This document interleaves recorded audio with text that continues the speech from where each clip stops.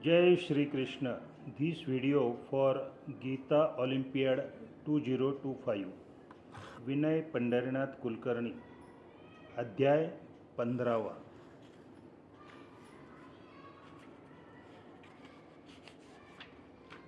ओम श्री परमात्मने नमः. श्रीमद्भगवद्गीता अथ पंचदशोऽध्यायः. श्रीभगवानुवाच ऊर्ध्वमूलमधःशाखम् अश्वत्थं प्राहुरव्ययं छन्दांसि यस्य पर्णानि यस्तं वेद स वेदवित् अधश्चोर्ध्वं प्रसृतास्तस्य शाखा गुणप्रवृद्धा विषयप्रवालाः अधश्च मूलान्यनुसन्ततानि कर्मानुबन्धीनि मनुष्यलोके न रूपमस्येह तथोपलभ्यते नान्तो न चादिर्न च सम्प्रतिष्ठा.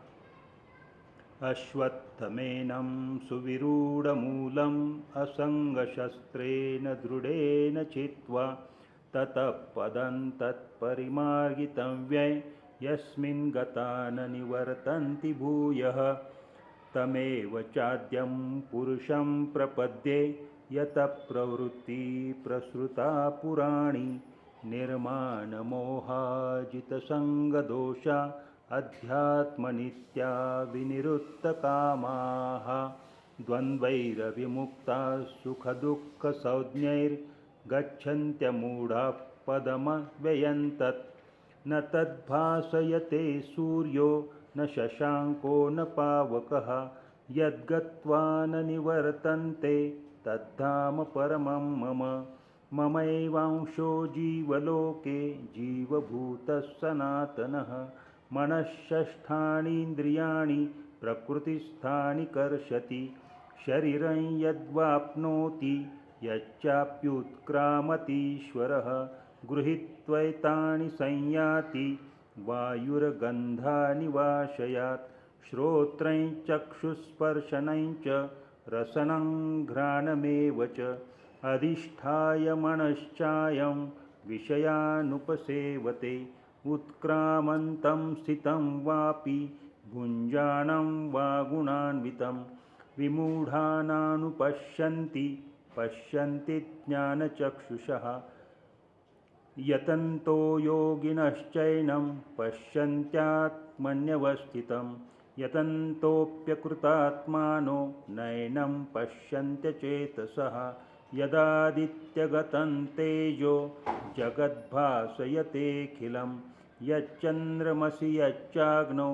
तत्तेजो विद्धि मामकं गामाविश्य च भूतानि धारयाम्यहमोजसा पुष्णामि चौषधिः सर्वाः सोमो भूत्वा रसात्मकः अहं वैश्वानरो भूत्वा प्राणिनां देहमाश्रितः प्राणापानसमायुक्तः पचाम्यन्नं चतुर्विधं सर्वस्य चाहं हृदि सन्निविष्टो मत्तस्मृतिर्ज्ञानमपोहणं च वेदैश्च सर्वैरहमेव वेद्यो वेदान्तकृद्वेदविदेव चाहं द्वाविमौ पुरुषौ लोके क्षरश्चाक्षर एव च क्षरः सर्वाणि भूतानि कूटस्थोऽक्षर उच्यते उत्तमः पुरुषस्त्वन्यः